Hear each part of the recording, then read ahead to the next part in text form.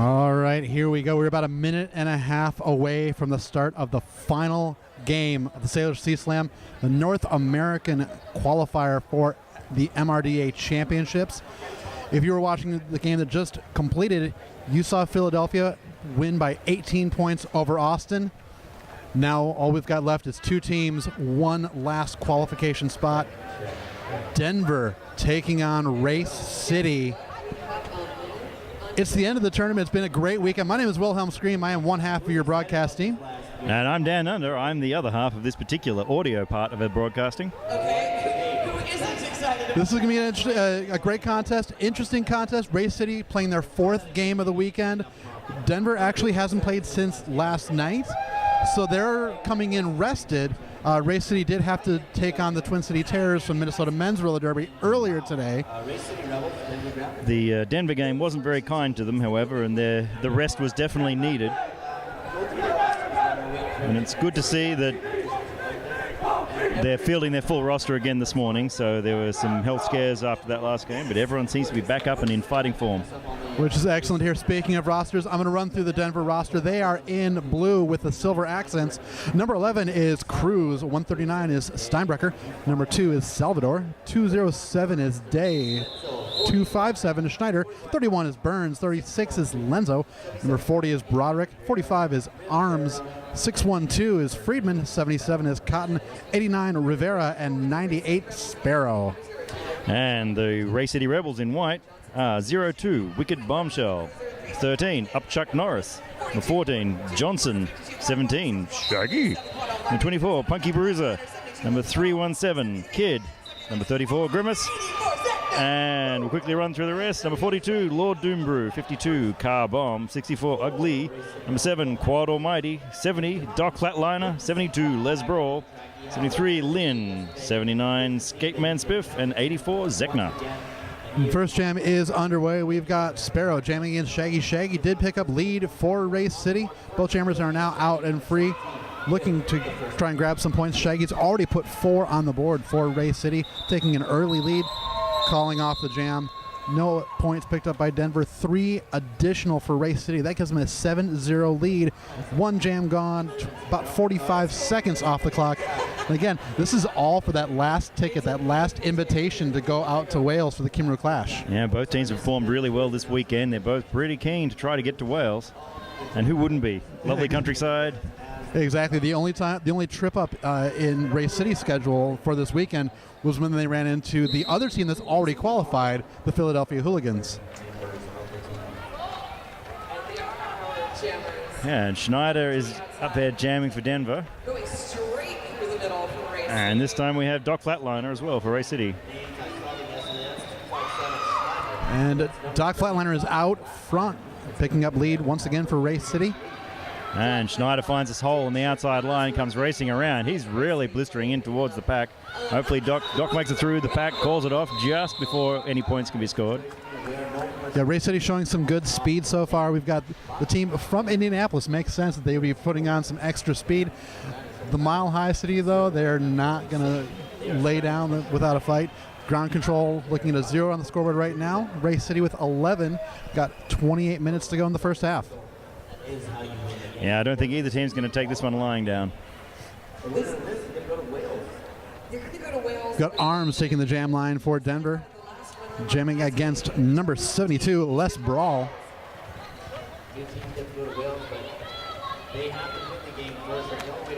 A very physical confrontation so far in the pack. Yeah, Denver's all weekend has been good at reforming those walls up front and containing the jammers, but this time Les Brawl managed to get through them. Earns lead. Arms looks like he's having trouble with his skates there. Quad Almighty standing guard. That is going to slow everything down for Denver. Les Brawl already in scoring position as well. So taking advantage of Arms having to fix his skate in the middle of gameplay. Yeah, we see him take the star off, so I think he's looking for Broderick to make the star pass. It seems like maybe that's a more persistent problem with his truck. The problem for him is that right now Broderick is occupied at the back of the pack, trying to slow down and stop Les Brawl from picking up any additional points to add them to the Race City side, but Yeah, he's been such an anchor for Denver all weekend. As he's taken the star a couple of times, but mostly he's been back and forth looking for whoever he needs to hit to keep them contained, and he's been doing a good job at that. Exactly. Arms does come around, forces what Les Brawl, I think, is an early call-off. So 5 additional points for Ray City. Denver still with the 0 on the board. We got a 16-0 score. But still very early in the game, only 3.5 minutes gone so far. Yeah, Sparrow hoping to break the egg. Sparrow looking for a little bit of a fist bump from Wicked Bombshell, the opposing jammer up the jam line. Wicked Bombshell not paying any attention for a while. They did finally connect with big smiles. Yeah, there's nothing so awkward as just hanging there going, oh, don't leave me hanging. You say that, and then I think something slightly more awkward just happened. Sparrow's helmet cover just popped off in the middle of the pack. So Sparrow's flying through, going to try and get out of the pack. Doesn't seem to realize that his helmet cover has come off. So not lead jammer because that helmet cover did fly off. However, is out first, is now in scoring position. Yeah, he did. You saw the look of, what? Why aren't I lead when he left the pack? But it was certainly pointed out to him and scoring points. Looks like Bombshell is going to try to make up some of that differential, but Denver is definitely on the board at this stage. I think the strategy at this point for Wicked Bombshell is at least equalize the points that Sparrow is picking up, but always take that chance that you might just find your opposing jammer getting pinned back. The Ray City defense has been very strong so far in this game, so roll the dice. If you can put up a little bit of a lead, it's going to certainly help as the game wears on. Yeah, for sure. It's as you said, if they keep the trend up, it's well worth the risk. And the worst case is you're going to get a 2-4 point differential. It's the power of control. and now Bombshell calling off the jam. 4 points picked up by Sparrow. 4 points matched by Wicked Bombshell. So the score is now 20-4. We've got 24.5 minutes left in the first half. Yeah, definitely a victory there for Denver in that particular jam. 4-4 maybe, but that takes them off the 0 mark and gets the momentum going. If it wasn't for that helmet cover, that might have been a very different jam. Yeah, the helmet cover stays on. I think Sparrow would have definitely just gotten a 4-0, possibly more, picked up by Denver. But that one misstep was completely unavoidable. Now we've got Rivera taking the jam line for the ground control. The Ray City Rebels, they are sending out Shaggy. Yeah, Shaggy being bumped out though. That's with the apex jumps. We've seen that twice now. A little quick hop when you're brought to the infield. Rivera picking up lead at jammer stats. First time that Denver's gotten lead. Yeah. Took a little bit of error. Almost, it looked like he was attempting a straightaway jump with some of the air he was taking. Wow, Shaggy's really doing a good job at closing that gap. He started off with at least a half a lap lead. Oh, call off, but not before Ray City was able to score points there. And that definitely a win for Shaggy. Shaggy, who's had good speed all weekend, really took advantage of that, snuck up around in the Denver pack. Got the 4 points to match. We're now match scores, but for that jam, but 24-8 on the scoreboard. So every point equalizer at the moment marginally goes in Ray City's favor. It's like we're going to see Doc Flatliner jamming against Arms.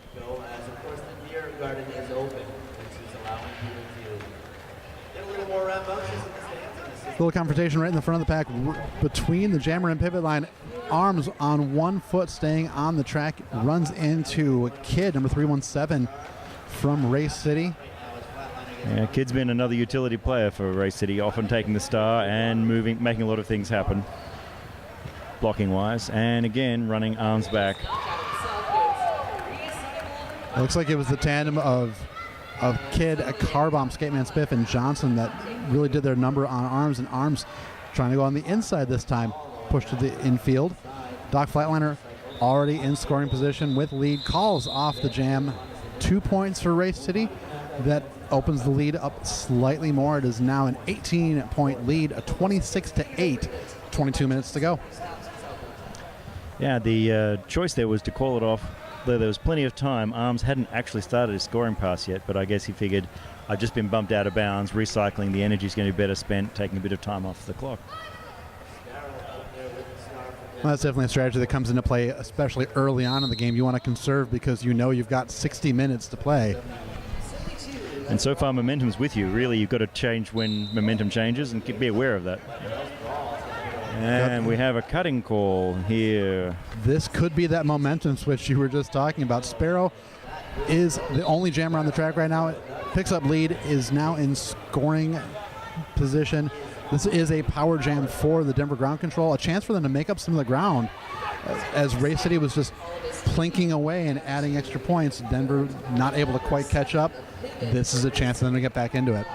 And Sparrow using that deceptively relaxed style, closing the gap in the end of the pack, but meeting a wall of blockers there who aren't really letting him have a bar of it.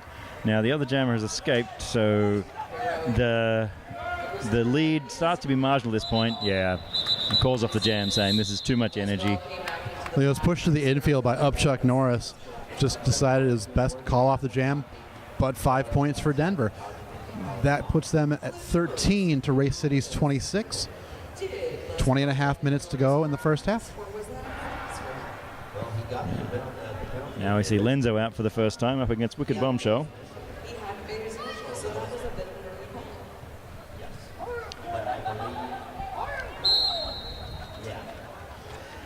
And a bit of Race City cheer from the bench there, trying to key up the jammer. This is jam number 8 of this contest. Lenzo runs into Carbomb, and Carbomb immediately pushing him into the outfield. Seemed to think that Carbomb's run back seemed to think he was the one knocked him out, but it actually looked like Kid, who was the companion blocker into that hammer and nails. Lenzo does get through, picks up lead jammer status. By a couple of feet. That's really not a lot of time there as the pack readjusts. We'll see if he's got time to score any points before calling it off. Roderick's trying to trap a goat. And Wicked Bombshell is fast on Lenzo's heels. Denver was holding the back of the pack, so it was a question of if it was really worth it to keep pushing it. Turns out 1 point. Lenzo is asking for a second from his bench coach, who certainly can't award any points. Yeah, I think he's just saying, well, I thought it was 2. What do you think, boss?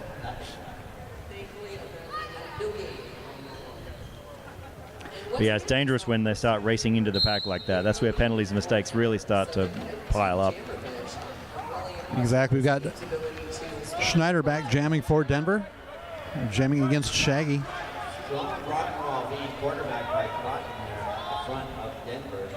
And both defenses just tightening everything up. Shaggy does fight around. And Shaggy catches the lead, and instantly Schneider pulls the cap off and getting ready to pass it to someone, or at least keep it the option open.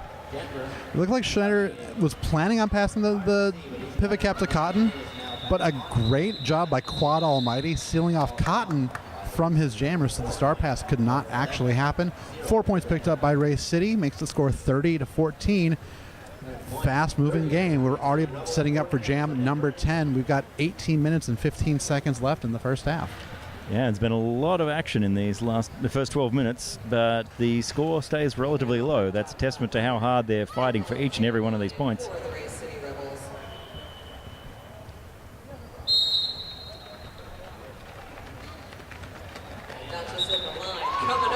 And 4 seconds is all it took Doc Flatliner to go from behind the jammer line to becoming lead jammer. Rivera having a little more difficulty. Rivera does a pirouette and is sent out to the penalty box. Blocking out of bounds is the call. Yeah, when you're pirouetting around to stay upright, if your skate comes out of bounds, and that's what opens that lane for you to re-enter, that's blocking from out of bounds. So this is a Race City power jam. Doc Flatliner already with 5 points, looking to add some more, giving Race City a little more breathing room in this pursuit of the invitation to Wales. Yeah, Doc's really, well, he's pacing himself there. That's not a fast pace around there, but it's a good, sustainable pace. When you've got the power jam and the line opens up like that, it's a lazy hop over. But a hop nonetheless, took some air, got a little bit of reaction from the crowd here in the arena at the Richmond Oval.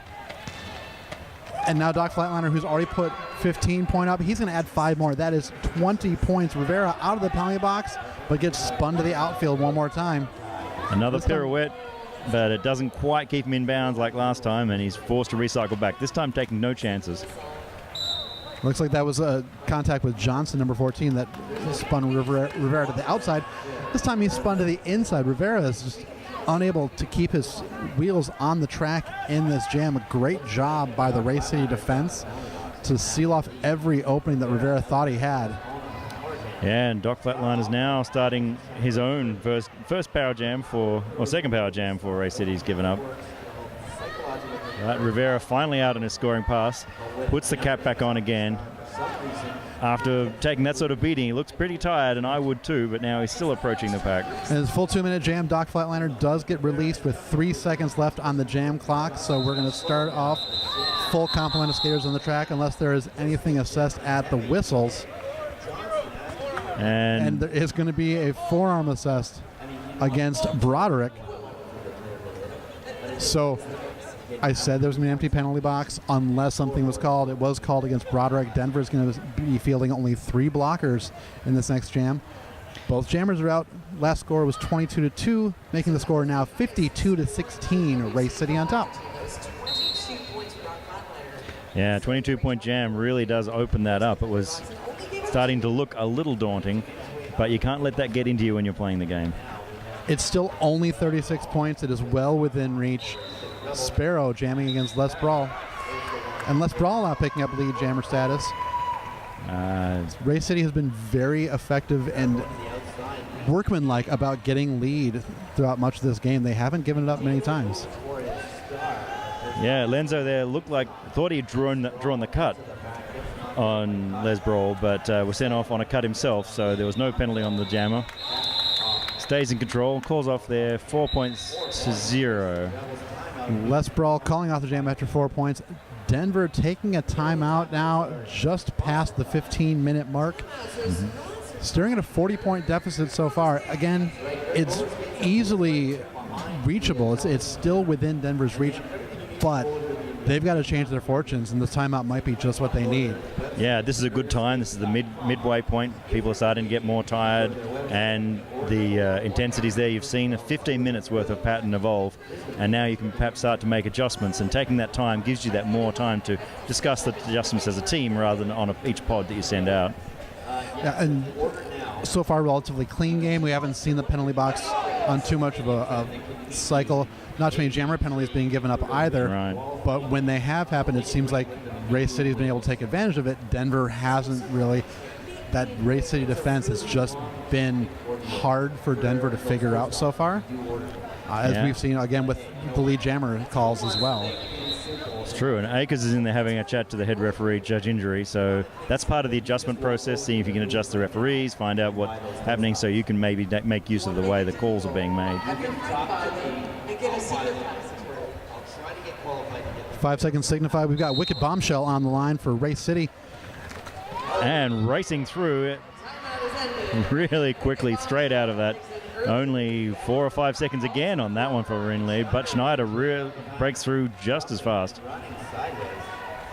Yeah, in most situations, it's taking Denver 10 to 15 seconds to get through, which would be good in a lot of situations. It's just that Race City is getting through it in 4 or 5 seconds.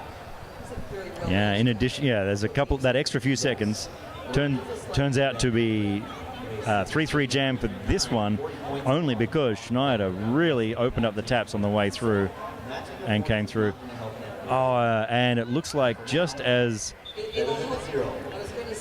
that last-minute contact there, seems like there was some high contact, and Bombshell's been sent to the penalty box just at the end of that jam. That should probably adjust the score as well. Quick official timeout was taken.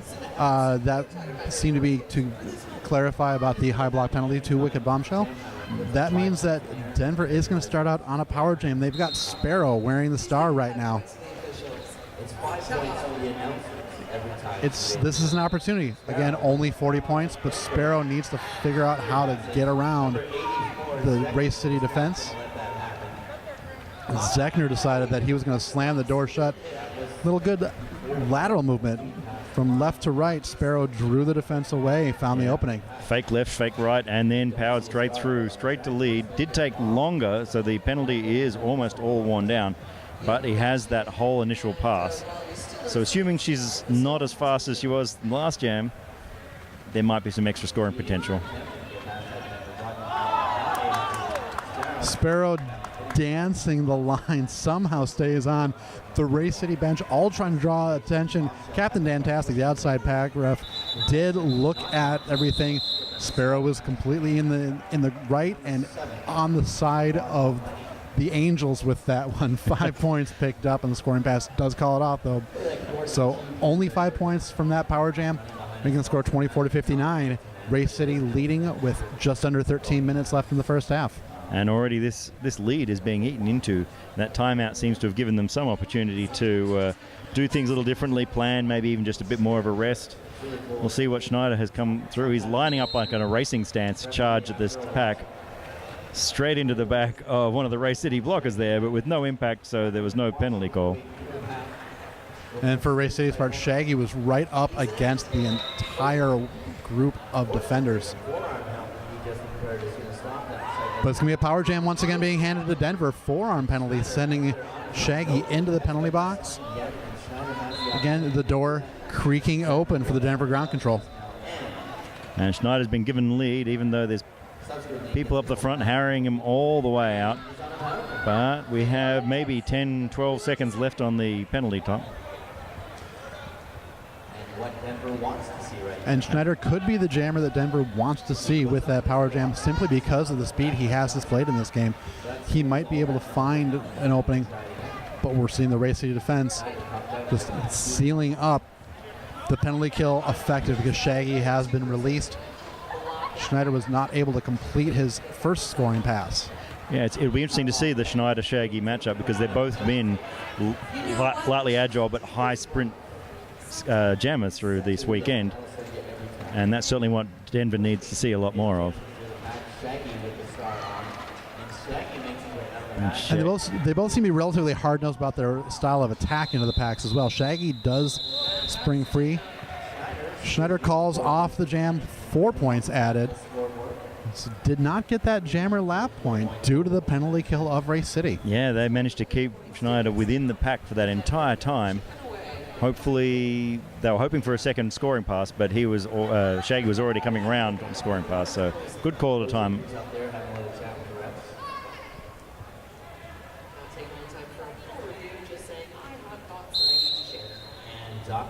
We've got Arms back on the jam line for Denver, going up against Doc Flatliner from Race City. And both taking a poke to the inside, to the outside. All these blockers are adjusting on the fly, trying to keep these jammers contained. Moving to the in, moving to the out, and they're recycling back very quickly. Upchuck Norris trying to lure Arms into a track cut. It was a good attempt. Arms had the exact right angle. Yeah, Upchuck trying it on. It doesn't hurt to try it on you. Sometimes you fake the other jammer out, and that takes some extra seconds. Big contact. That comes from Carbomb. Carbom's going to go into the penalty box on a forearm call. Arms on arms, you say. And Doc Flatliner picking up lead for Race City. But Arms But look at flying. that. Arms is one of the juniors that just graduated up from the junior program in Denver and has the speed of the youth behind him.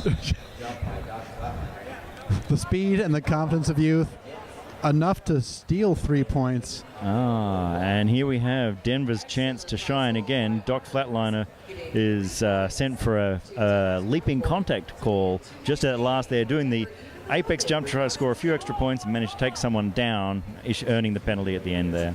Yeah. So Denver actually won that jam by a score of 3-1 as well. We've got a timeout being taken. This timeout being taken by Race City Rebels.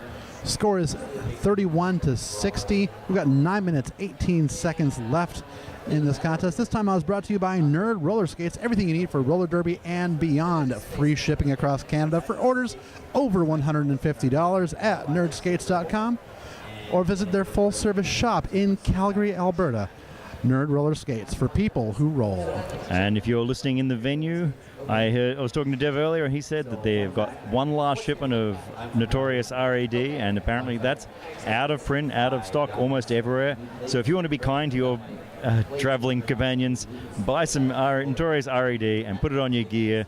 That way you're you're enjoying the drive home a lot more. At this point now, Notorious RED is a collector's item. That's right. The value will only go up. So make sure to get your limited edition bottles now. Order them from Nerd Roller Skates, because he'll take what he's got home and he might put them on eBay. That's right. And advice from my mother here: buy two, one you can use and one you can keep pristine in its original packaging. You don't want to break the blister pack. It lowers the value right there. Absolutely. Power Jam is starting out. We've got Schneider jamming for Denver. Doc Flatliner is serving that penalty assessed at the end of the last jam. Schneider's out and through. Took about 10 seconds. So slowing him down, but lead jammer going to Denver. But still turning on the speed that we saw from both Arms and Schneider earlier, and this is what Denver need, because this will give them their opportunity to score. However, just being edged slightly out of bounds, slowing the timing of the score down even more. But still having that boundless energy. It was a great block by Kidd to send Schneider towards the outside originally, and then Johnson doing what Johnson has been doing to opposing jammers all weekend, of just getting in their way, getting a little bit in their head to force them to change direction. Yeah, it looks like there was, I think, a multiplayer block there holding Doc back. So Doc's now out of the pack, but Schneider is just at the front of the pack. We don't know how many points he scored, but he should be calling it off any second now. 4 additional points for that second scoring pass. So Doc had made it to points, so the bench coach said, no, don't call it off, go for the extra points. Let's see how they get. Both teams with one blocker in the penalty box right now. We've got Burns sitting for Denver, and that is Kidd sitting for Race City. No additional points, but a 9-4 jam. Denver taking the win in that jam once again. Well, 9 points. That's Denver's best jam for the day, or for this game. Brings the score 64 for Race City, 40 for Denver. 7.5 minutes to go. Sparrow back wearing the star for the ground control. Race City Rebels respond with Shaggy.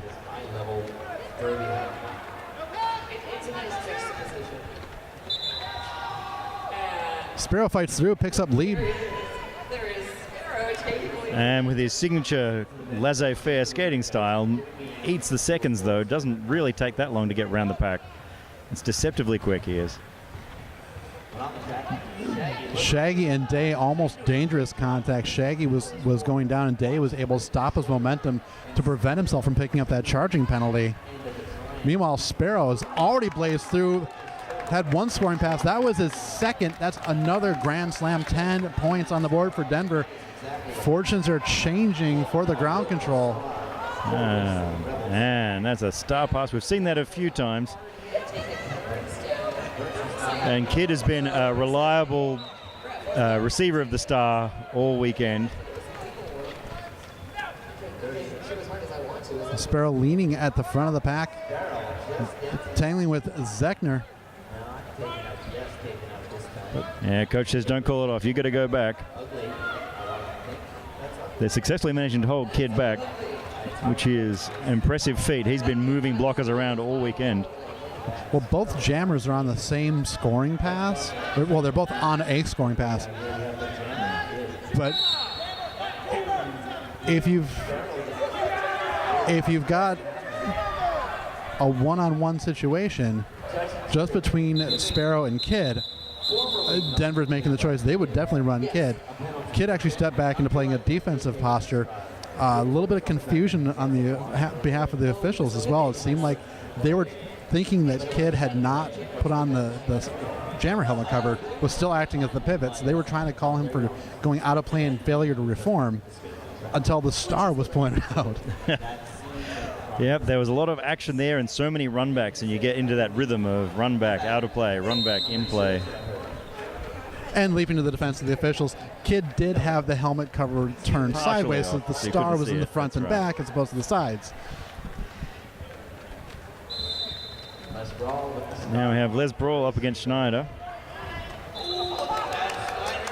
Schneider, I'm not sure how he stayed on the inside. He danced through. Looked like his body was leaning towards the out of bounds, but his skates all somehow stayed on. I think he actually broke a law of physics in that jam, picked up lead, I was actually watching them, and I think what they use, I've seen this a couple of times from Denver, using the rope there. So leaning up, putting a wheel on the rope, and it acts like a camber around the corner. It helps keep you in there. So not breaking physics, just exploiting them mercilessly. That's right, using all of the track for all of its possible advantages. Shawnee picks up 3 points, makes the score 57-67. What was once a 40-point game has now been whittled down to only 10. Just about 4 minutes, 15 seconds left in the first half. Race City still enjoying the lead they've established early on. And this is the discipline we've seen from Denver all weekend, is that slow and steady, high level of endurance, keeps them going and keeps that points flowing all the game. The Wicked Bombshell bursts through the pack again very quickly out, picking up lead for Race City. Lenzo gets around. And Bombshell being pleaded with by her bench to call off the jam. And what do we have? We've got a 0 out being held up for Denver, looking to see how many points are being awarded to Race City. Yeah, Bombshell was in a mess of blockers right at the end there with falling and skates on the line.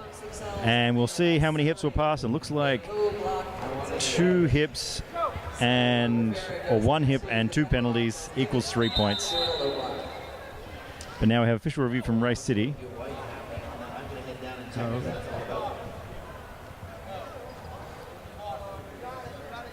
And we'll get back to you what that's about when we can. So Race City taking this official review. They've got a score of 70 right now. Denver with 57. Denver does have 2 blockers sitting in the penalty box, so they'll start off with 2 fewer blockers on the track. Both teams with their jammers on the track. We do see Race City also being able to field a full contingent of 4. So it looks like Race City wasn't looking for a particular thing. They're going to end up taking it as a timeout. They were perhaps looking for a low block that was already in the process of being called. So let's take the timeout, we'll stop the clock, and give them that rest. The momentum's just starting to shift back in their favor at the end of this period. And sometimes taking the timeout ends up yielding a result that you were hoping for anyways, because you use that timeout, you can kind of put a bug in the official's ear, which might make them then lead to reviewing their own without using an official review. So it uses a timeout this particular time around. Race City 70, Denver 57. We are back to the action. We see Cotton up for the first time this period, but Doc leads out in almost 2-dimensional fashion along the inside line there, really bending the laws of physics all around.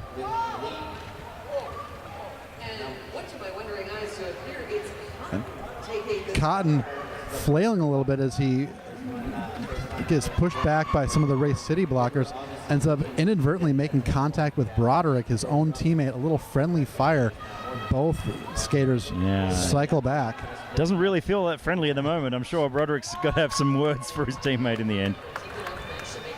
Doc Flatliner picking up 10 points so far in this jam. Cotton, in an attempt to change the fortunes by fielding Cotton as the jammer, has not yielded results as of yet. He is now free of the pack, and Flatliner spun down to the infield.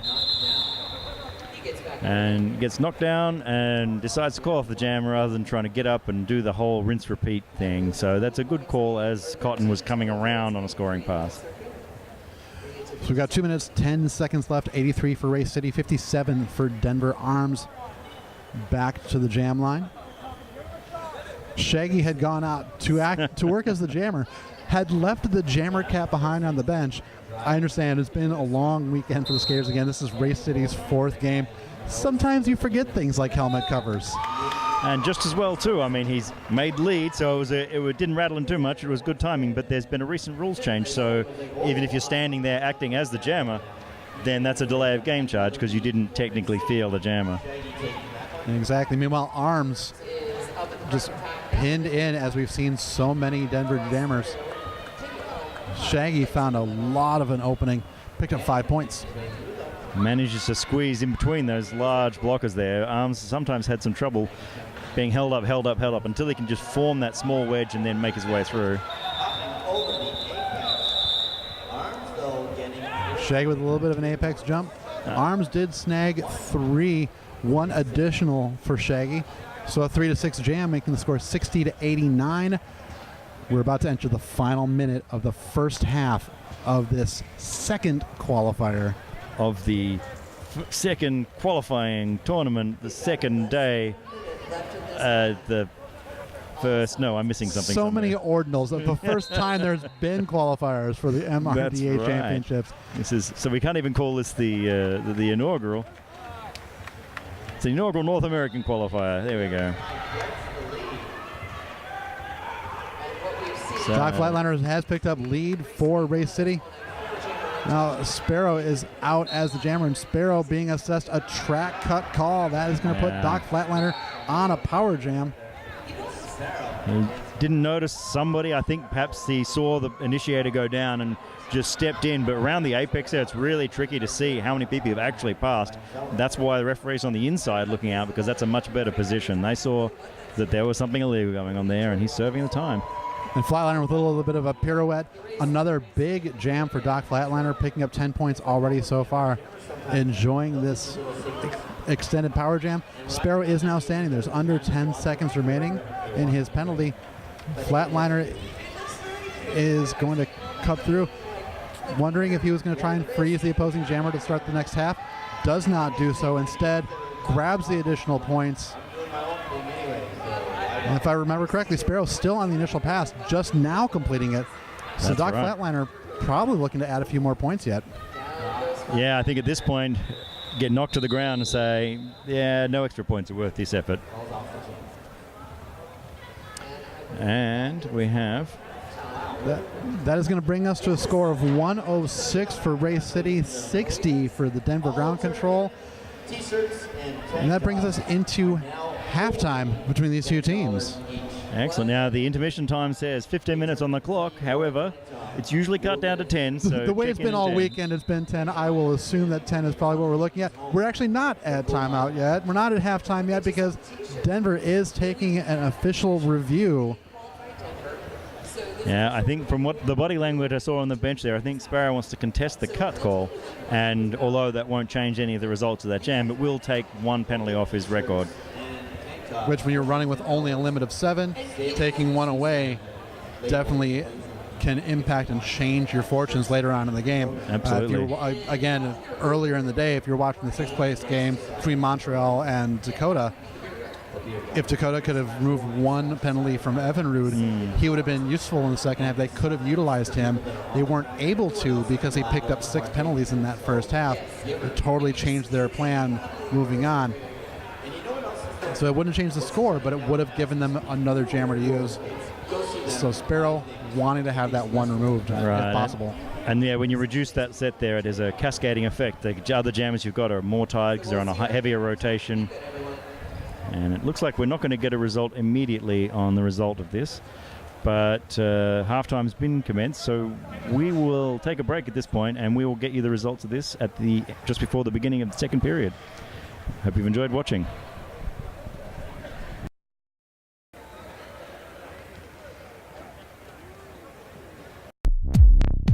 Nerd Roller Skates is your dedicated quad roller skate shop in Calgary, Alberta. Being a nerd is about being really excited and really passionate about a really specific thing. And the thing that we are really excited and passionate about is roller skates.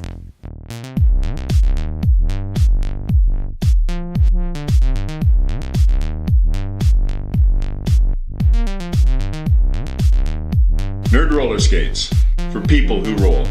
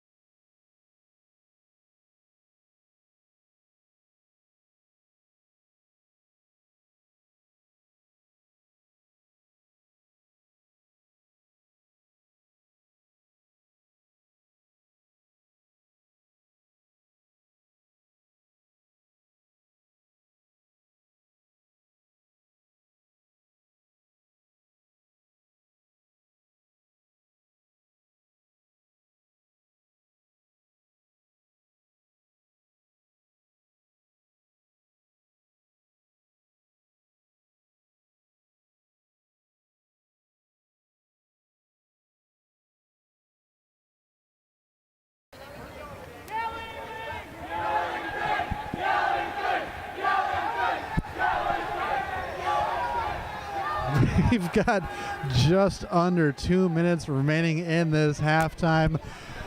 I plugged my microphone in just as you may have heard the Race City Rebels bench with their chant for the second half of this qualifier, which was simply yelling things, yelling things, yelling things. You know, I like it. I like the simplicity of that chant. It's easy to remember. It rolls off the tongue well.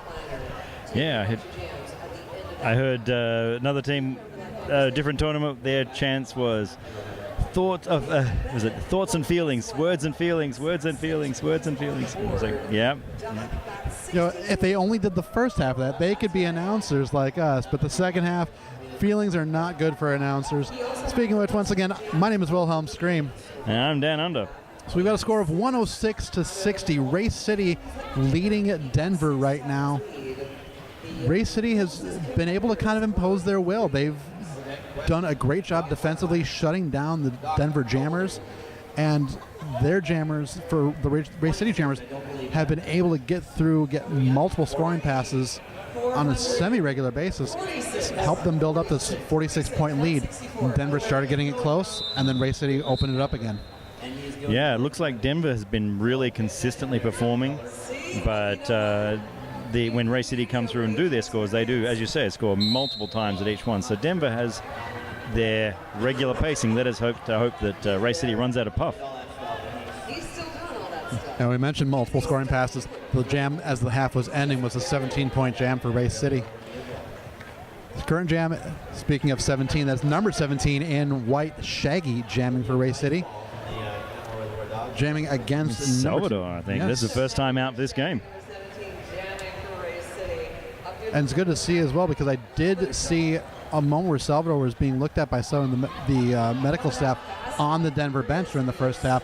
Obviously, he is good to go because he's back on the track and wearing the star. Yeah, it's always good to see people in good health, even though they're in this full contact sport that's quite aggressive all weekend. Salvador does actually make it out for lead, but closely followed behind by Shaggy.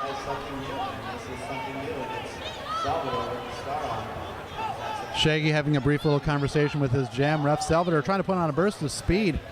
Runs into number 84. Shaggy taking to the sky. 4 points picked up by Shaggy. Looks like one point picked up by Salvador. Yeah, so that was a risky maneuver when your team's at the rear there and the other jammer's chasing you. You really want those points. Hey everyone, your voices are heard. The beer garden will be open till 7, just for the hooligans. And probably for those people that You've probably heard that announcement through our microphones as well. The crowd here is ecstatic that the beer is going to be served for an extra half an hour. They're also ecstatic if they're cheering for Race City, because Doc Flatliner just picked up lead jammer status. Meanwhile, the ground control trying to find that answer. Schneider back out jamming. Yeah, Schneider's really showing his burst of speed as he's left the pack, coming around again. But this time Doc shows a bit more discretion around calling it off. Didn't score as many as he would have liked there, but got 3, but managed to hold Denver scoreless.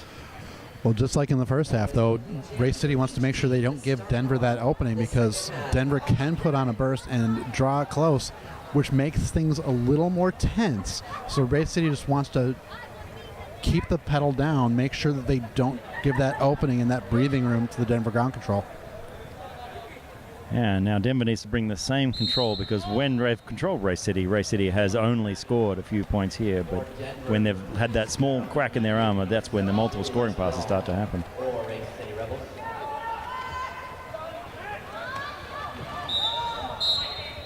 And Sparrow is jamming for Denver right now. That is Zechner heading into the penalty box, being low blocked. Yeah, taking Sparrow to the ground, but doing it below the mid-thigh, so that earns Zechner a trip to the box. And Sparrow being sent off now on a track cut power jam, handed over to Les Brawl, who's just about to enter the pack for a scoring pass, first of the jam. Race City currently on top by 52, but Les Brawl is going to change that. Just going to add more to the Race City side. Another penalty, this time against Race City, doing a clockwise block, which no doubt helped Doc get through. Lebrol get out there and score 5 points. Sometimes those penalties are worth the risk as you're trying to get, especially around the corner. It's hard to say whether you're going laterally or clockwise. But points is good. Brawl being held back by Freeman right now. Les Brawl gets around, calls off the jam, and Sparrow is coming up hot. Really fast in the back of the pack there, trying to make sure did the best of the jam, but didn't quite get there as it was called off. So as the game wears on, it'll be interesting to see. We did mention earlier that Race City had played earlier today. Denver hasn't played since yesterday. Race City does seem to be flying high because of that win over Minnesota. Denver may have actually had too much time off for Race's momentum. But does Race City have the endurance, have enough in the tank to be able to do a full 2 games, whereas Denver is only going to have to play this 1 today? Yeah, it's those sorts of things. There's no real science for it just yet. But Schneider makes it out, get the lead, but he's still contained for a second long. Oh, recycled. And guess who? That is number 14 in white, Johnson. Good play. And then at the last second, drops back, forcing Schneider to almost tear himself in 2 in the splits to avoid the cut.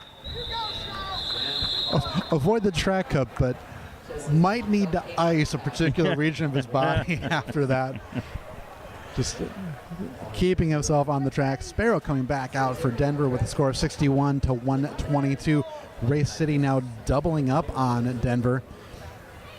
Yeah, now we're also getting to the point where Denver's looking at either an endurance or a penalty issue, as we're seeing Schneider and Sparrow on really high rotation already this period, whereas Race City has the bench going through in a 3 rotation.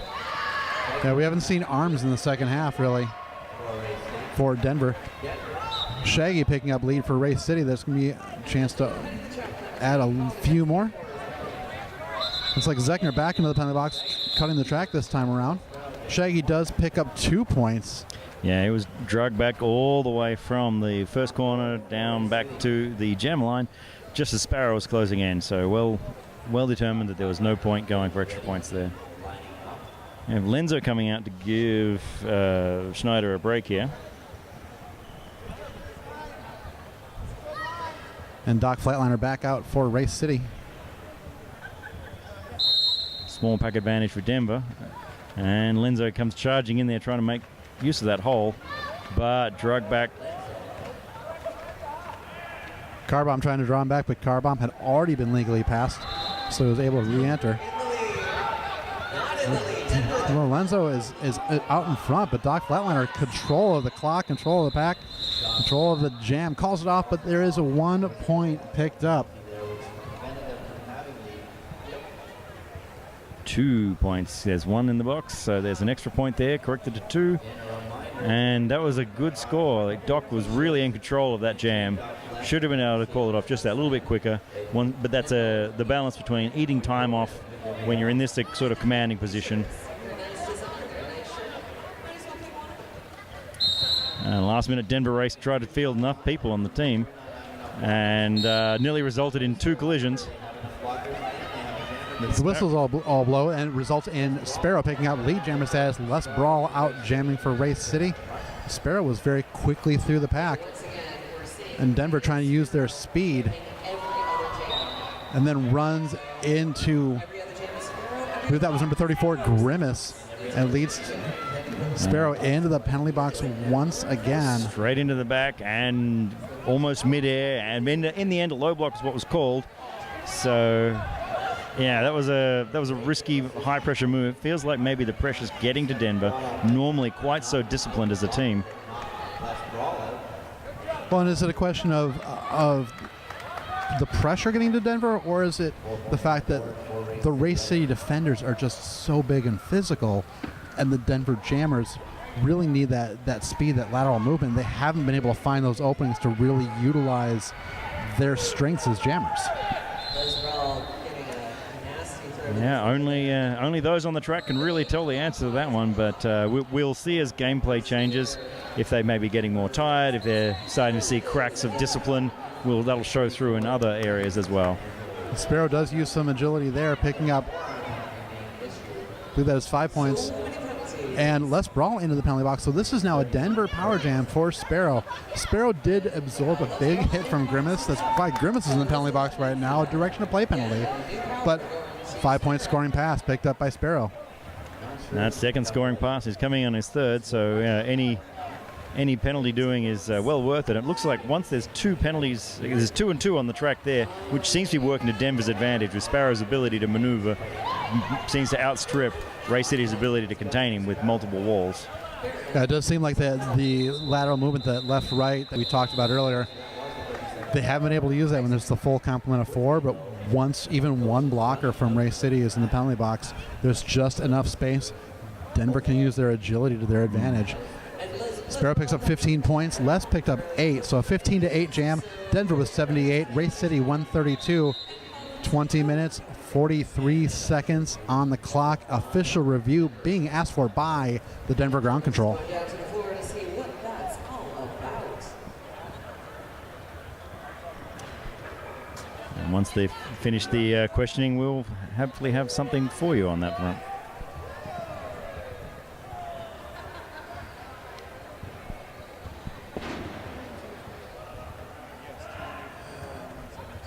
So the game still within reach. It's a 54-point difference right now, but with over 20 minutes, that can be chipped away. Denver really needs to figure out what the Race City defense, how to exploit that, how to defeat it. Yeah, as you said before, if they can chip away more deliberately and even get one of the Race City blockers out, maybe they don't have to get them all the way to the penalty box, but if they can separate them out, grabbing goats or other stylings, maybe that's enough to get them a small wedge.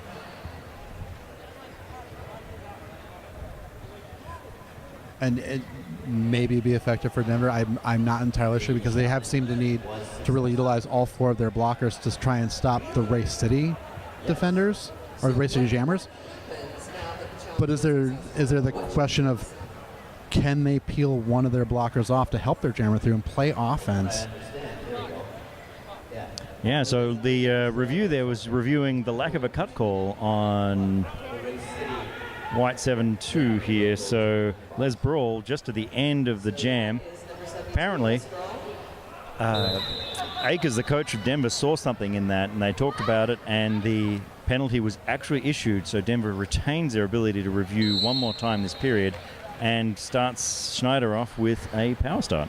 Yep, starting with the power start and taking the pivot line, or the pivot line. So giving a little extra space, giving Schneider that extra ability to try and run up. But Race City stealing the wall pretty quickly. Yeah, so having a full complement of blockers seems to be more of the problem than having the Race City jammers on the track for them. Schneider finds an opening and just running around the outside, dashing away from Skateman Spiff. Number 79 in white was trying to slow him down. Les Brawl has returned to the track. Yeah, fighting through the pack without the cap on. I don't think he's going to try to pass it, but he's maybe just leaving the option open. But Denver really swarming all over him. Schneider's trying to push through. Isn't a scoring pass. Les Brawl still on the initial pass. Kids skated to the front there, waving up, saying, gimme, gimme, gimme. But the Denver offense is doing their best to try to separate the 2 of them, including Schneider, who is, as the jammer, was pushing Kidd further right up to the front until Kidd said, no, go out of bounds now. Well, there was kind of an interesting situation, too, because Skateman Spiff skated backwards to play that offense that I mentioned maybe Denver might need to start employing. But he almost skated too far back. It almost caused a no-pack situation to be at the front where his blockers were stopping the Denver jammer. Was not called, so 5 points picked up by Denver. No penalties, but a star pass being undergone. Kidd bursting through. Yeah. Catching a whip. Sneaking through there was a chance of call it from the bench, and Schneider's caught up in his world trying to get the extra points. Kidd's coming through on another scoring pass here. And Kidd and gym class hero getting tangled up. Yeah. Both bounce back up relatively quickly. Looks like Down class hero I think I just saw the person in the beer. 2 additional points picked up by Race City. 3 picked up by Schneider. It was a 9-6 result. It could have been 9-0 had Schneider heard the plaintive cries from his bench of call off the jam. Yeah, I think this is one of the early other signs that I'm looking at to say maybe there is a breakdown. Just he's not listening to the bench so much, caught up in his own brain trying to figure out how to get through this wall that's been keeping them under control all game. So, yeah, Lenzo and Shaggy coming through very close to each other, but Shaggy's got about a quarter of a length on him. And again, Denver taking the back position in the pack. So Shaggy's able to fly on. He only picked up 1, but by taking the back position, they're already down on the scoreboard by 51 points. They're making it easier for the Race City Jammers to get into position and steal those points away. Yeah, those blockers are not only effective keeping the Jammers under control, but they're also effective at keeping the Denver blockers in the rear, which, as you said, during that's where I think Race City is getting an extra couple of points per pass than they would otherwise. Got Doc Flatliner jamming for Race City right now. Looks like that is Sparrow out for the lead. I couldn't quite tell if it was Sparrow or Arms. I didn't see the number, and they do look fairly similar. But Sparrow picks up lead.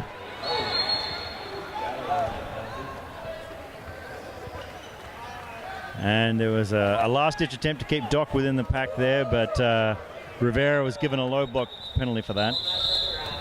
Sparrow takes a big hit. I believe that was delivered by number 13, up Chuck Norris. Sparrow goes down to the ground right at the jammer line, calls off the jam from his back, not even trying to get up. Yeah. Just call it off, conserve the clock. Score is now 139-90. Those 2 points for Denver, closing the gap to under 50 points. But the clock's starting to be an enemy as well. That's right. They are doing the slow and steady thing that we've seen them do all weekend, especially this game. But is it a little too slow? Steady is good, but as you say, the clock is keeping them down. Shaggy jamming against Schneider. Shaggy getting some help from Kidd. Kidd fooled the Denver blockers completely, pulled them just off the outside line.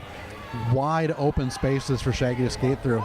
Yeah, Day managed to hold him up briefly at the back, but he is out of the pack for a 5-point pass, coming in on his second scoring pass. Meanwhile, Schneider's being given trouble up the front and is not being allowed to leave the pack. This time the wall isn't formed quite in the same way, but they've got 2-in-1 formation, and that one just happened to chip him out right at the end. Well, that one for Race City has often been Johnson, and Johnson has done an amazing job basically creating nightmares for opposing jammers all weekend long. Every time they think they're about to spring free, suddenly number 14 in white is standing right in front of them. And Shaggy sent to the penalty box there. The hand signal was up high. It looked like a skating out of bounds call. Forearm penalty being assessed against Lenzo. So that takes away a breather jammer, a relief jammer for Denver for 30 seconds. Shouldn't affect things. Shaggy was lead, so this full 2-minute jam, of which there is 37 seconds left. Lenzo will be back on the track by the end of it. Yeah, Schneider really not having any more luck. Again, Johnson's keeping him get to the back. This time Cotton was trying to clear a lane, but didn't quite do it cleanly enough and was sent to the penalty box as well. This is real significant penalty box trouble for Denver. Shaggy has returned to the fray, and he found the opening that was being created by Schneider pushing against Johnson. Denver now sending Rivera into the penalty box. What was already a difficult task becoming Herculean when you've got 2 of your blockers in the penalty box. Yeah, their timeout called by Race City, so they're hoping to calm themselves down a bit. Spirits were getting a bit high. It was good to see after that energetic jam where they were blocking quite aggressively. At the end there, the opposing teams gave each other a high five and a smile, so that's always useful to help reset and center people, and the energies that they've got on the track is more useful rather than penalty heavy.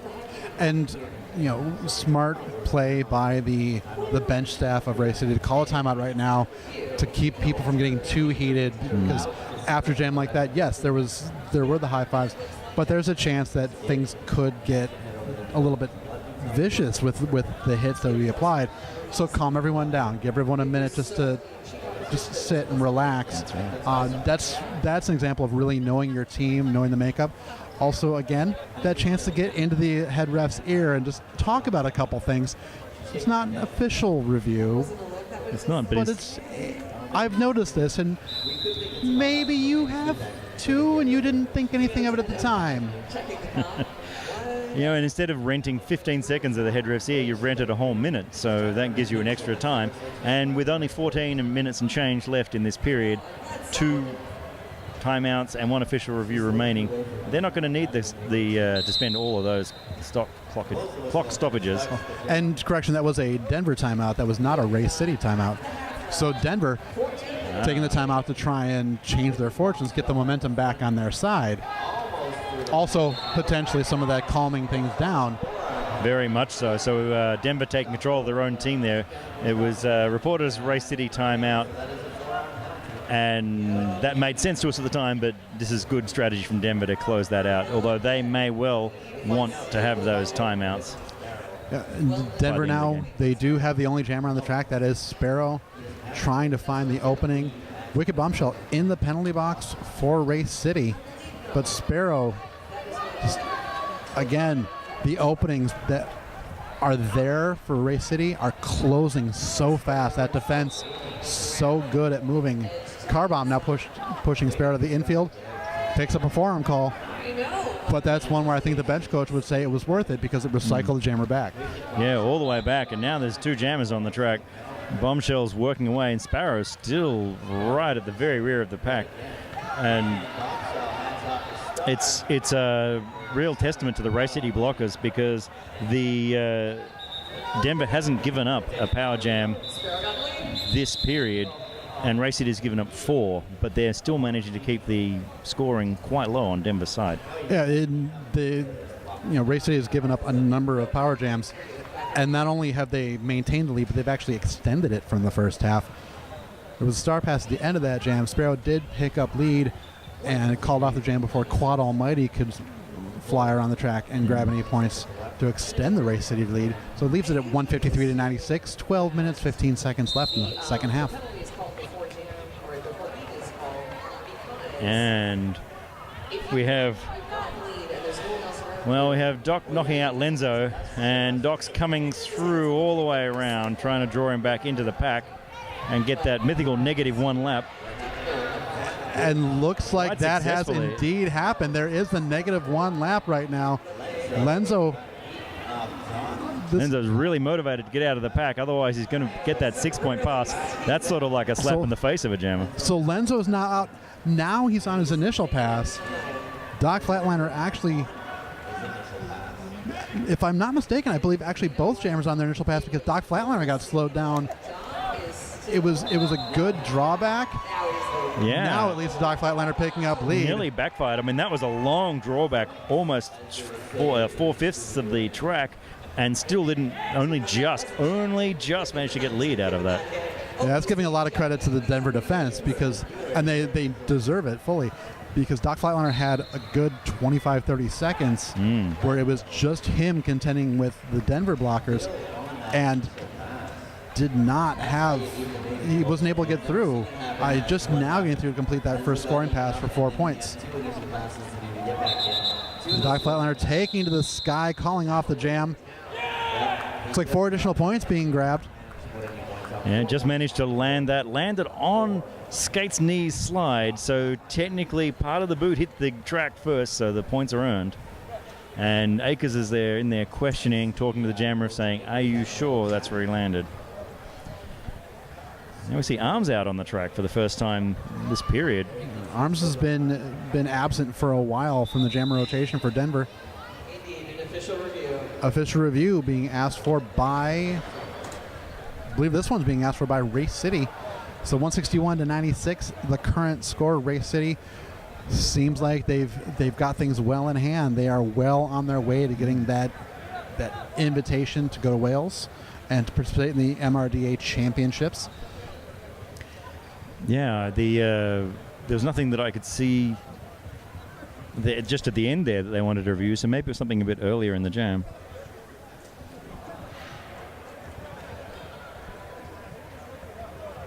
But with a 65-point lead at this point, 10 and a half to go.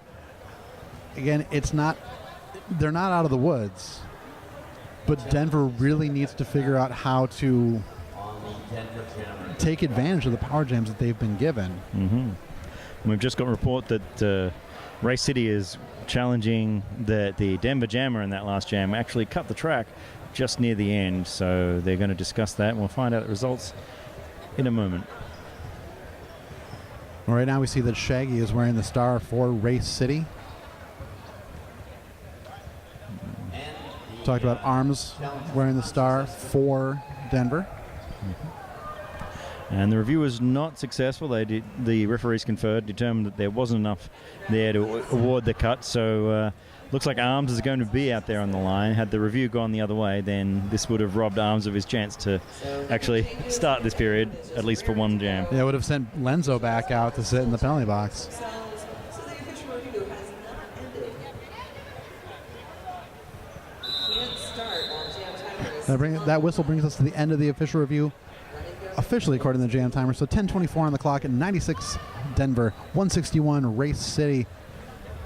Ticket to Wales on the line. Yeah, Arms really quite dancing on the line as if he was really keen to get through, but did not actually make it through. Shaggy beat him to the punch, just found a hole and raced straight through it. As Shaggy was picking up lead, the cap of someone's knee pad came off. I can see it here. The rivets and all came out, so there's rivets and a cap on the track. It's been collected by one of the officials, but it does mean somebody's out there and won't be able to play unless perhaps they manage to quickly go and visit Nerd Roller Skates just behind us here and purchase themselves a new set of knee pads. Arms does get through. Additional 3 points picked up by Shaggy. Had a no pass, no point, but 8 points overall in the jam. So 96 to 169, which also means it's a palindrome. It does. If only we had a sponsor here that we could do a read for a palindrome. We are obligated to mention it as announcers when there is any sort of a palindromic score. 9:23 on the clock. We're whittling down towards the end of the Salish Sea Slam here from Vancouver, British Columbia. Yeah, and we have Sparrow jamming. Sparrow up against Lebro. We've seen that match up quite a lot this period. And it hasn't worked often in Sparrow's favor, but Sparrow close this time. Sparrow's out ahead, but not quite lead jammer, but they're really close to each other. Sparrow almost had the opening. But the Race City had two blockers in front that just did their job enough on Sparrow and pulled everything towards the outside. So Les Brawl had an opening on the inside, just dancing that inside line. Les Brawl calling off the jam 0-0. No points awarded. That works out in Race City's favor. Yeah, I mean, Race City did, again, have Denver trapped at the back, but because Sparrow got through ahead, this time it didn't work in their favor to score points and deny Denver. They had to choose one or the other. Yeah, and Race City, as far as they're concerned at this point, they don't need to add any more points to the board. They just need to see more seconds tick off the clock. That's right. It's maths. Basic arithmetic, gentlemen, people. So we've got Schneider. That's Schneider that's jamming this time around against the Doc Flatliner.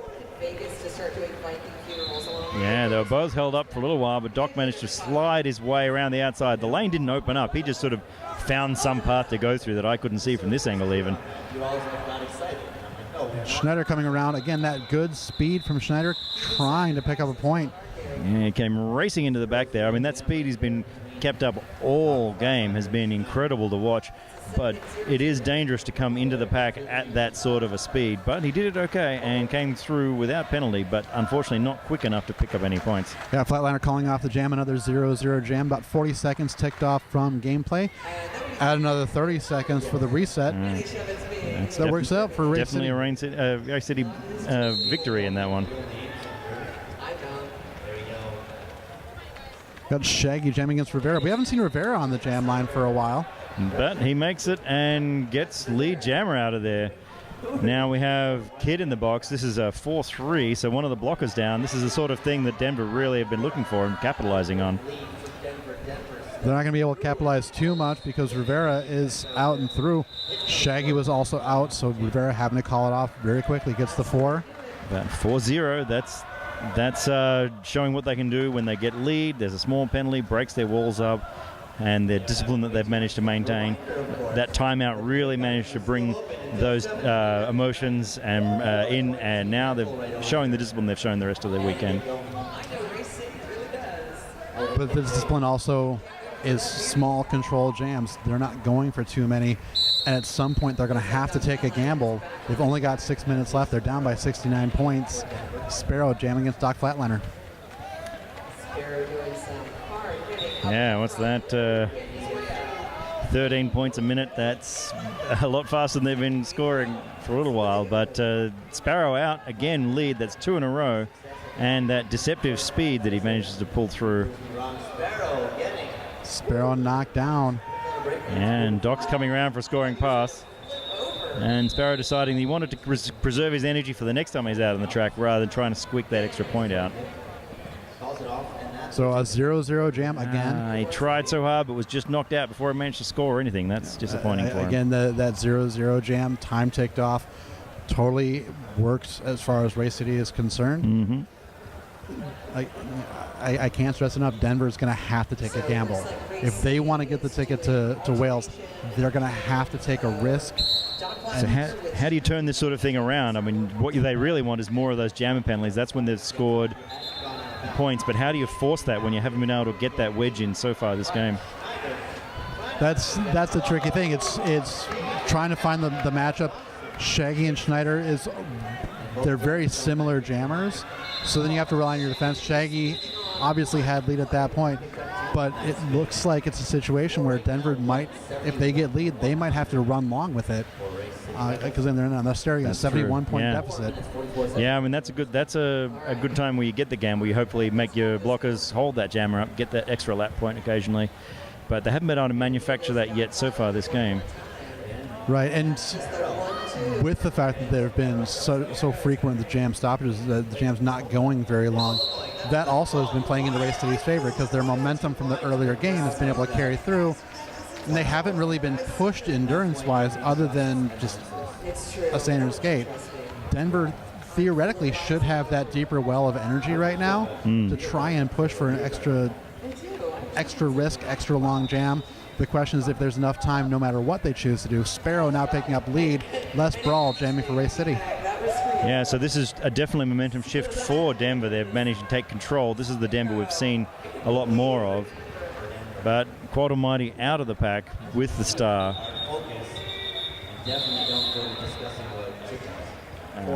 Sparrow thinking about calling off the jam there. Wasn't sure whether he wanted to or not, but the jam's called. And we start again. This time 4-0 again for Denver. They're definitely increasing their score rate and their lead jammer percentage, but with only 3 minutes 23 seconds left on the clock, will it be enough? We got Lenzo coming out to jam against Doc Flatliner.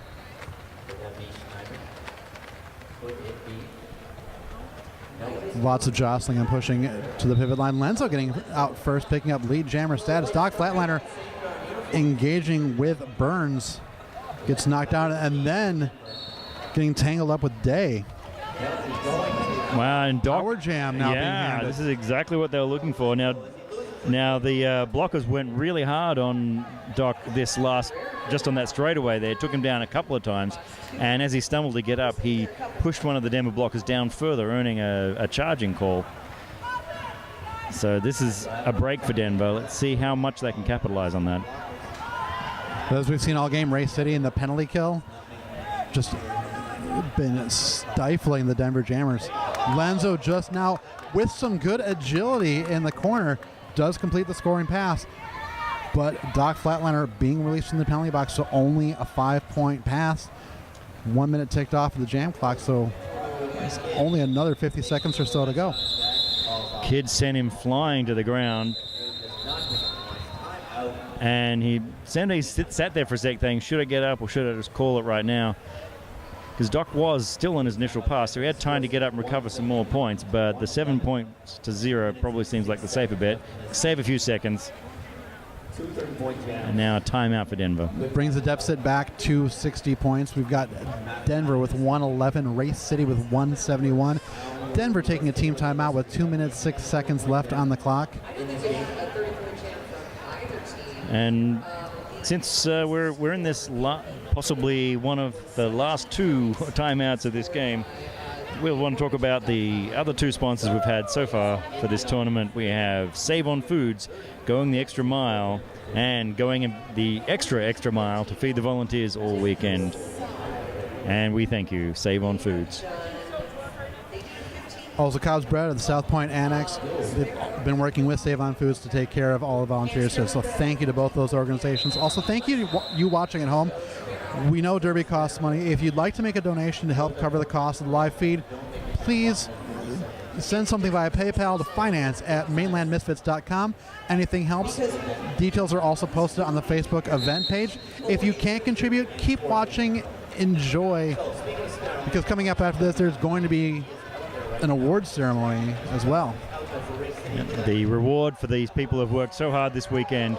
Now, Sparrow was almost out the front. He was taken down very hard. He's took a little bit time to get up, and he's approaching the wall a bit more cautiously, but Shaggy's coming through for a scoring pass. And Sparrow now being assessed a track cut penalty. That pretty much is going to be the final nail in the coffin for Denver's hopes. Yeah, and Broderick meeting him in the penalty box there. That's one of their anchor blockers and one of their high-scoring jammers for this game. It was already going to be difficult with Shaggy picking up lead, especially with the difference between the period clock and the jam clock. Only 4 seconds difference between the two. And although Denver does have an official review left, the penalty box is full, and Race City is standing up in the traditional "the end of the game is nigh" pose. Shaggy looking at his bench if he should call off the jam. And Shaggy fighting through again. Shaggy has already picked up 20 points in this jam. Sparrow has been released from the penalty box. Power jams. Race City has been able to take advantage of them. Denver has not. This has been the difference between Race City all game. Denver's been presented with many, many more power jams, but Race City has really put the taps on for each and every one that they have had. Shaggy now with 24 points in this jam. He's not done yet. There's more that he's going to grab.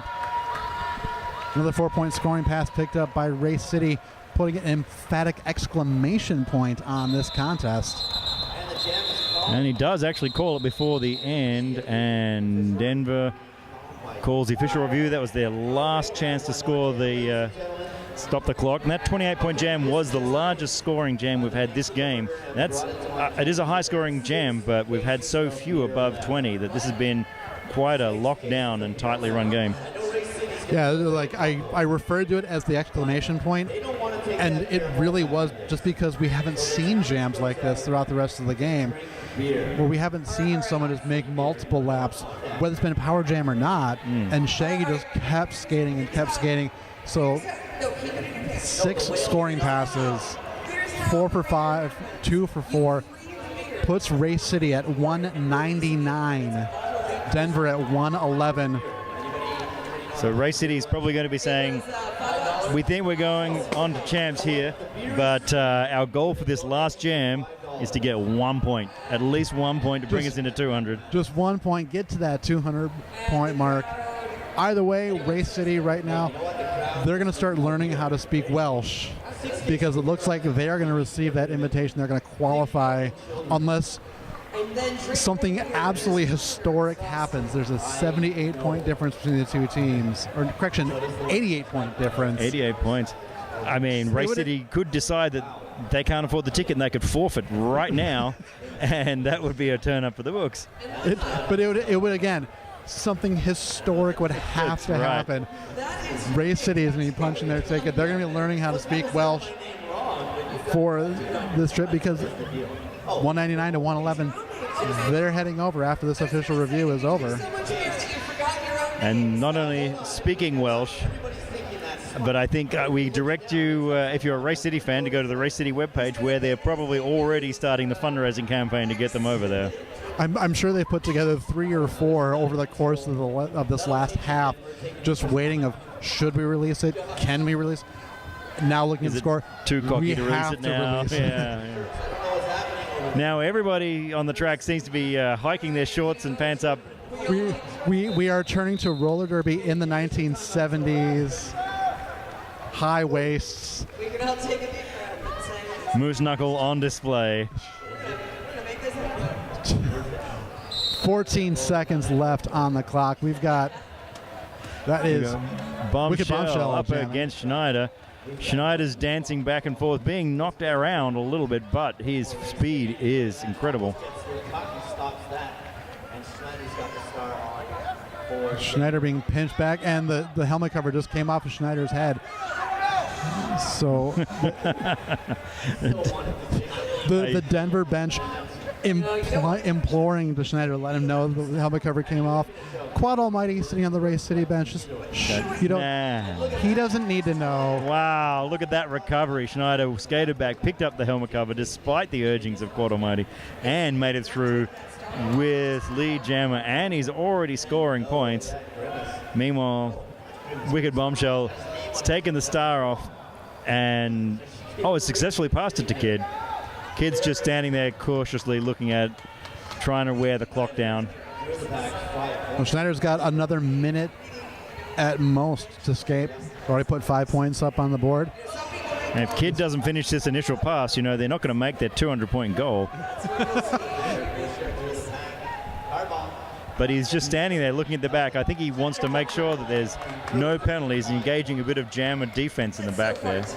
Schneider has now been through for 10 points, but that pass took another 25 seconds off the clock. Race City. 30 seconds remain in this game. Race City is counting down, and Schneider is sent to the penalty box on a track cut penalty. That puts Kid on a power jam. Kid has not shown any indication of having an inclination to go through the pack. Especially with more time on Schneider's penalty than there was left in the game. What's your motivation? But he has come around. I guess he's been reminded that he has a points goal that he's got to get. Kid has come through the pack. Kid does 0 not catch up to the points. pack. The 0 hits as Kid is feet away from finding the backpack of Denver. Yeah, That is going to make the score unofficial final right now, 199 to 122. And now it flips to final. Race City 199 points, Denver 122. Race City is going to Wales. Indeed, congratulations to Waste City, and well done Denver for keeping that intensity for the entire game and putting on those amazing jams we saw several of that were very impressive to watch. So Looking back at the game, it really comes down. Race City was able to take advantage of the power jams. Denver, they were trying to be too utilitarian throughout the entire game. They were getting those 4-point jams, but they just weren't able to really string together scoring passes. yeah, the multiple scoring passes the way that Race City managed to. Very soon now there will be an award ceremony, so tune in again in just a few minutes. And we'll see the honours given to the teams going to Wales. So I'd like to thank you for tuning in. Just like to remind you once again, you just witnessed Race City punching their ticket to the Kimru Clash, the Men's Roller Derby Association Championships. The other team joining them from here in Vancouver is Philadelphia. Philadelphia took down Austin Anarchy 143 to 125 earlier this afternoon. So those are the two teams that are advancing. Congratulations to Philadelphia. Congratulations to Race City. And best of luck to both teams in Wales. We'll be watching. My name is Wilhelm Scream. I'm Dan Under. Been a pleasure. Thank you so much. Good night.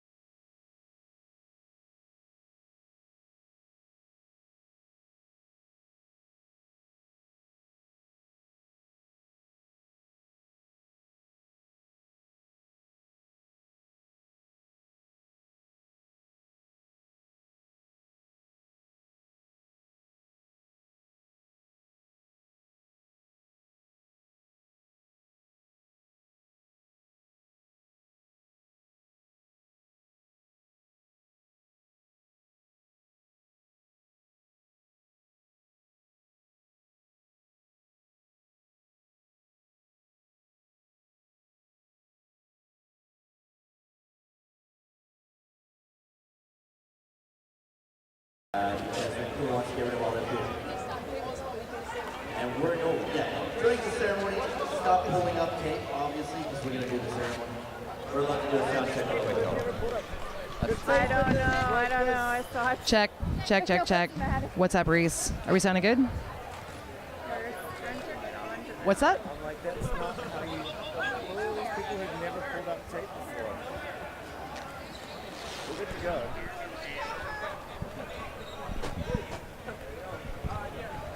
We're good to go? We're good to go. Can you hear it? Yep. You don't need to do it over the screen. Yeah. Good to go.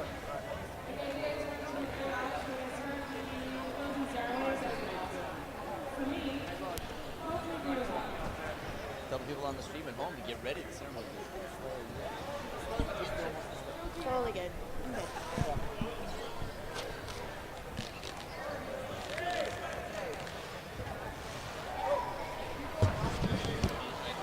Use it, yeah. Yeah, use your arm, your voice.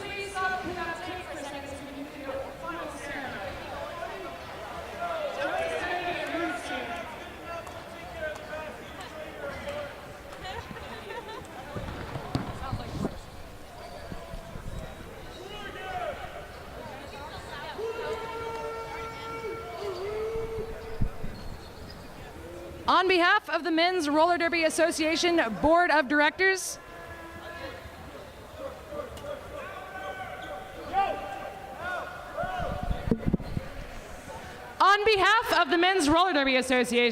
Directors, I have a few thank yous to say. To our host, Vancouver Murder and the Mainland Misfits, thank you for putting on this event. To our officials, correct. Thank you for keeping us safe and legal. To our announcers, thank you for talking. No, thank you for keeping us entertained and informed. To the medics, thank you for keeping us in one piece. To the photographers and the broadcast team, thank you in advance for the many memories we will share this weekend. To the vendors and sponsors, Nerd Skates,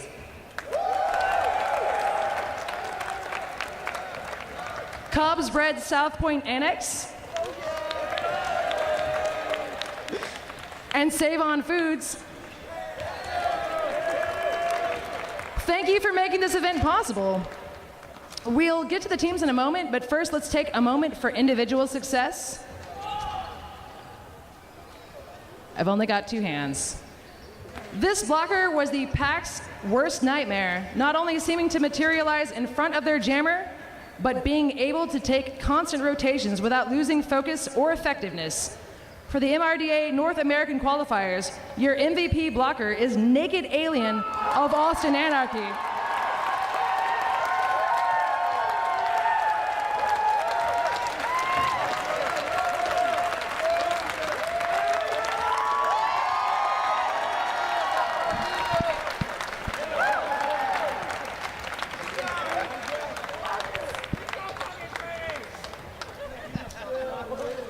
This jammer's laser focus and seeming unflappability leave him looking calm and collected when he's slicing through the pack or fighting opponents' walls.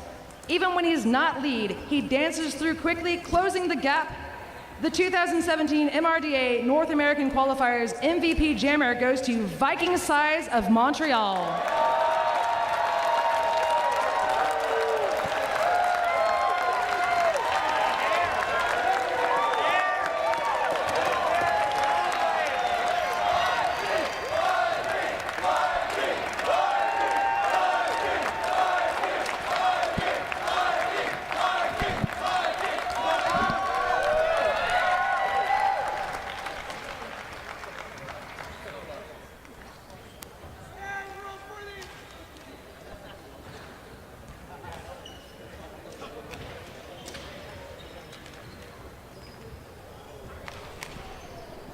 So how does this factor into the history of the Men's Roller Derby Association? This is the first time that MRDA playoffs have been more than one tournament. Last month, the Toulouse Quad Guards and Manchester's New Wheeled Order punched their tickets to champs at the Men's European Qualifier. Today, 2 new teams will join them. Champs will be held in Cwmbran, Wales on the 13th through 15th of October. Tickets are available now to see it in person, and there will be broadcast. Make sure you're part of the first 3-day MRDA championships at Cymru Clash. Finally, let's celebrate these teams. Finishing 7th, Dakota's Men's Roller Derby Norsemen.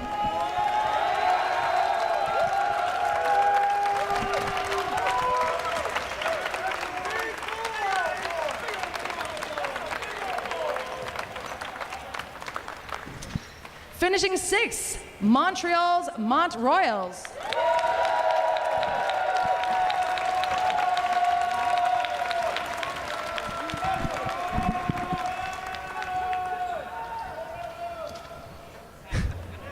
Finishing 5th, Minnesota's Men's Roller Derby Twin City Terrors.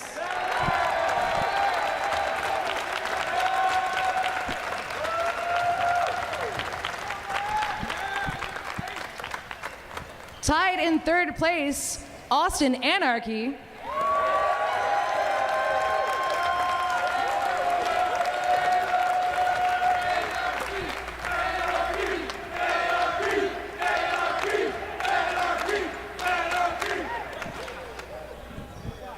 And also Denver Ground Control.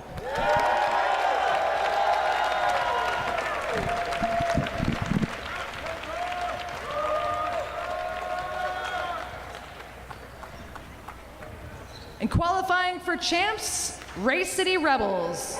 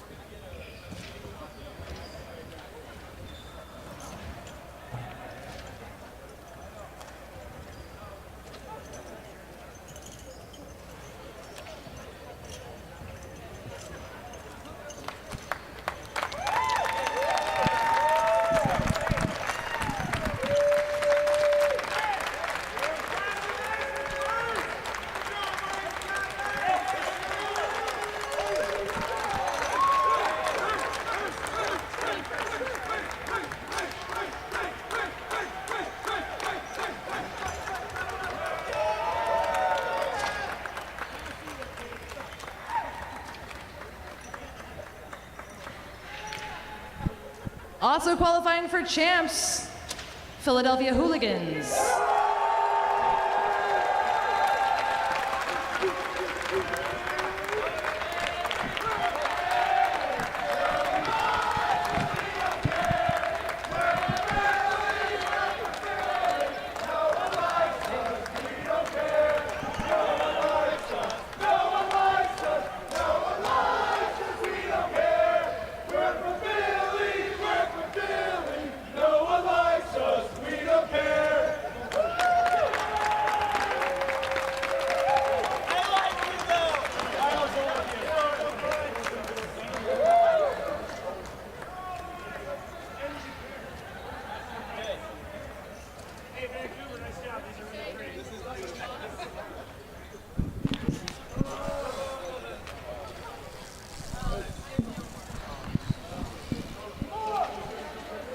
So congratulations to all of our teams who competed this weekend. We hope we had a great time at the first ever North American qualifiers for the MRDA.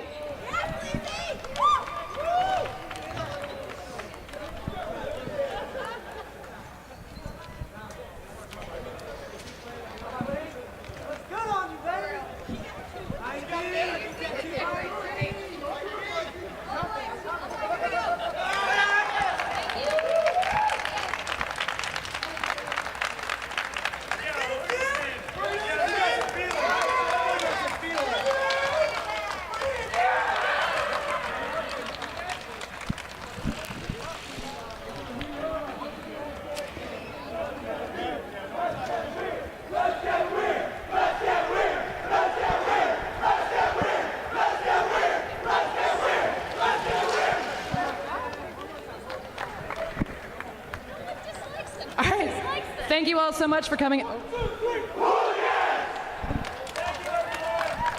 Thank you all for coming out, and we appreciate your support and help.